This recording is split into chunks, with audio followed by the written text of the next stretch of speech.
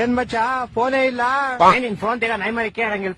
Frustration ಐತೈತ್ ನಂಗೆ. ಯಾಕೆ ಮಚ್ಚ ಏನಾಯ್ತು? ನಮ್ ಫ್ರೆಂಡ್ ಒಬ್ಬ ಗೋಳಿ ಮಗ ಬೆಳಗ್ಗೆ ಫೋನ್ ಮಾಡ್ಬಿಟ್ಟು ಮಚ್ಚ ಬೇಗ ಬಾ ಬಾಡಿ ಒಂಥರ ಆಗ್ತಿದೆ ಹಾಸ್ಪಿಟಲ್ ಹೋಗ್ಬೇಕು ಅಂದ.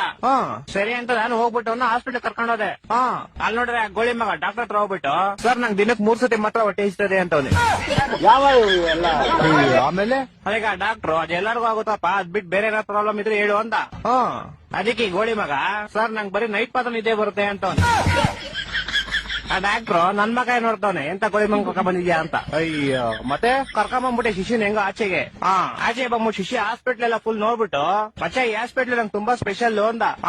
ಏನ ಸ್ಪೆಷಲ್ ಅಂದ್ರೆ ಮಚ್ಚ ನಾನು ಈ ಹಾಸ್ಪಿಟಲ್ ಹುಟ್ಟಿದ್ದು ಅಂದ. ಅದ್ರಲ್ಲಿ ಸ್ಪೆಷಲ್ ಐತಂತೆ. ನಾನು ಸೇಮ್ ಕ್ವಶನ್ ಕೇಳ್ದೆಪ್ಪ. ಮಚ್ಚ ನಾನ್ ಚಿಕ್ಕ ವಯಸ್ಸಲ್ಲಿ ಹುಟ್ಬಿಟ್ಟೆ ಅದೇ ಸ್ಪೆಷಲ್ ಅಂತ. ಒಂದೊಂದಲ್ಲ ಅದ್ ಬಿಡಪ್ಪ ಹೋಗ್ಲಿ. ಮಚ್ಚ ಹುಟ್ಟಿದ ತಕ್ಷಣ ನಂಗೊಂದ್ ಸೀಕ್ರೆಟ್ ಗೊತ್ತಾಯ್ತು ಅಂದ. ಏನ್ ಸೀಕ್ರೆಟ್ ಅಂದ್ರೆ ಮಚ್ಚ ಹುಟ್ಟಿದ ತಕ್ಷಣ ನೋಡ್ತೀನಿ ನೋಡಿದ್ರೆ ನಮ್ಮ ಅಮ್ಮ ಲೇಡೀಸು ನಮ್ಮ ಅಪ್ಪ ಜೆಂಟ್ಸು ಅಂತ. ಹೊಟ್ಟೆ ಎಷ್ಟು ಉರ್ಸ್ತಾವ್ರು ಅಪಕ್ವತ್ನ ನೋಡಿದ್ರೆ. ಮಚ್ಚ ಬಂದ ಅವನೇ ಬಂದ.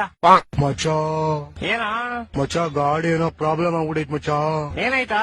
ಮಚ್ಚ ಗಾಡಿ ಓಡಿಸಿದ್ರೆ ಟೈರ್ ತಿರುಗ್ತೈತೆ ಮಚ್ಚ.